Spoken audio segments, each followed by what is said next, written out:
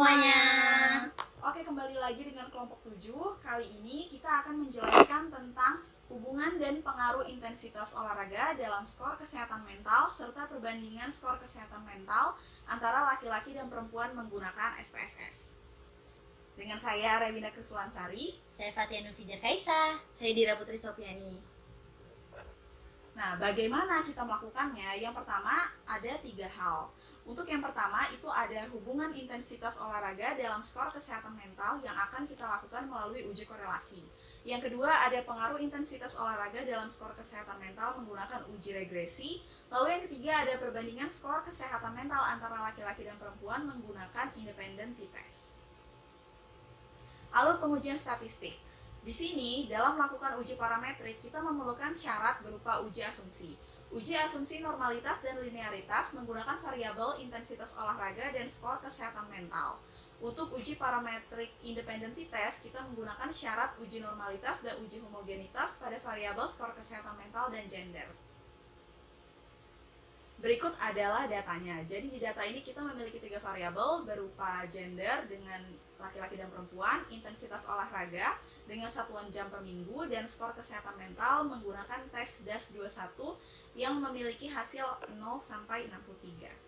Baik, kita lanjut ke langkah penyelesaian SPSS. Yang pertama, kita masukkan variabel di variabel view, di mana kita memasukkan gender, olahraga, dan mental, di mana kita labeli dengan jenis kelamin, gender dengan jenis kelamin, olahraga dengan intensitas olahraga, mental dengan skor kesehatan mental. Pada value itu di bagian gender, karena kita pakai data kelompok, kita klik di mana satunya kita isi dengan laki-laki dan duanya kita isi dengan perempuan. Pada measure-nya, gender kita isi dengan nominal, olahraga dan mentalnya itu scale. Selanjutnya kita input data gender, olahraga dan mental pada data view seperti yang tertera di slide. Selanjutnya, pertama kita akan menguji hubungan antara korelasi dan pengaruh regresi, di mana keduanya itu harus uji asumsi dulu sebagai syarat, yaitu uji normalitas dan uji linearitas. Pertama kita akan menguji normalitas. Uji normalitasnya itu kita klik analyze, terus descriptive statis, explore, terus masukkan intensitas olahraga dan skor kesehatan mentalnya itu ke dependent list. Kemudian kita klik plots-nya, kemudian akan muncul explore plots-nya itu kita harus menceklis normality plots with test. Setelah itu baru kita continue dan oke. Selanjutnya, syarat kedua untuk menguji hubungan korelasi dan regresi yaitu uji linearitas. Dimana yang pertama kita klik analyze, compare means, lalu means, kemudian pada dependent list kita masukkan skor kesehatan mental, pada independent list kita masukkan intensitas olahraga. Setelah itu kita klik option. Di option itu kita harus menceklis ANOVA table, N, eta, dan test for linearity. Kemudian continue dan oke. Selanjutnya setelah berhasil melakukan uji syarat tersebut, kita bisa menguji korelasinya. Yang pertama analyze, terus correlate, terus bivariate, kemudian masukkan variablesnya itu dengan intensitas olahraga dan skor kesehatan mental. Kemudian kita klik OK.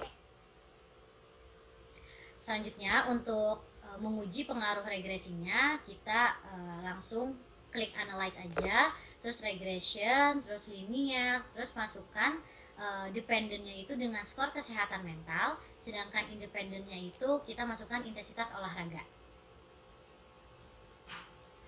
Selanjutnya setelah selesai menguji korelasi dan regresi, kita menguji perbandingan yaitu independent t-test, di mana kita harus memenuhi syaratnya yaitu uji normalitas dan homogenitas. Yang pertama kita uji normalitas dulu, di mana kita itu mengklik analyze, descriptive statis, explore, kemudian tertera tuh di situ dependent listnya itu kita masukkan skor kesehatan, terus faktor listnya itu kita masukin jenis kelamin.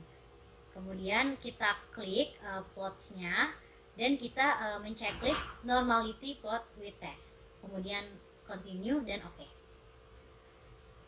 Kemudian uji syarat kedua yaitu homogenitas, yaitu ada analyze, klik analyze, kemudian compare means, terus one way ANOVA. Setelah itu di dependent listnya itu kita masukkan skor kesehatan mental, dan di faktornya itu kita masukkan jenis kelamin. Setelah itu kita klik pada bagian option, di mana kita harus menceklis homogeneity of variant test, kemudian continue dan oke. Setelah berhasil melakukan uji syarat keduanya tadi, kita baru bisa menguji independent t-testnya, di mana kita melakukan analyze, kemudian compare means, kemudian kita klik independent sample t-test, kemudian pada tes variabelnya kita masukkan skor kesehatan mental, dan pada grouping variabelnya itu kita masukkan gender, di mana gendernya itu grup satunya untuk 1 yaitu laki-laki, grup 2-nya itu 2 untuk perempuan. Kemudian kita continue oke. Lalu di sini ada hasil dari menguji hubungan korelasi dan pengaruh regresi syarat uji normalitasnya. Tabel ini menunjukkan hasil uji normalitas untuk dua variabel, yaitu intensitas olahraga dan skor kesehatan mental dengan jumlah sampel sebanyak 60 orang. Diperoleh nilai signifikannya itu pada tabel Kolmogorov-Smirnov baik 0,059 dan 0,188 lebih besar dari 0,05. Maka artinya data intensitas olahraga dan skor kesehatan mental ini berdistribusi normal. Lalu uji linearitas sebagai syarat hubungan korelasi dan regresinya itu signifikan deviation from linearity 0,563 lebih besar dari 0,05 dengan linearity-nya 0,00 kurang dari 0,05, maka terdapat hubungan linear yang signifikan antara intensitas olahraga dengan skor kesehatan mental. Kedua uji asumsi ini telah terpenuhi, sehingga kita bisa lanjut ke uji korelasi Pearson dan regresi linear. Lalu di sini ada hasil uji korelasi dengan hipotesisnya itu sig p-value kurang dari 0,05, H0 itu ditolak, yang berarti signifikan. Lalu nilai percent correlation itu sebesar min 0,953. Angka ini mendekati min 1, yang berarti terdapat hubungan yang sangat kuat dan berarah negatif antara intensitas olahraga dan skor kesehatan mental. Lalu diperoleh nilai total 0,00, yang dimana lebih dari 0,05 maka H0 ditolak, kurang dari lalu diperoleh nilai sig total 0,00, yang dimana kurang dari 0,05 maka H0 ditolak dan H1 diterima. Artinya terdapat hubungan negatif yang kuat dan signifikan antara intensitas olahraga dengan skor kesehatan mental, yaitu menunjukkan bahwa kondisi kesehatan mental individu semakin baik. Yang kedua, hasil pengaruh regresi. Yang pertama itu analisis model summary atau uji koefisien determinasi. Terdapat nilai R square-nya itu 0,909. Nilai ini menunjukkan bahwa 90,9% variasi variabel pada skor kesehatan mental dipengaruhi intensitas olahraga, sedangkan sisanya itu 9,1% dipengaruhi faktor lain. Yang kedua, analisis ANOVA uji F atau kelayakan model. Terdapat nilai sig 0,00 kurang dari 0,05, maka model regresi ini signifikan. Artinya variabel intensitas olahraga secara simultan memiliki pengaruh yang sangat nyata terhadap variabel skor kesehatan mental.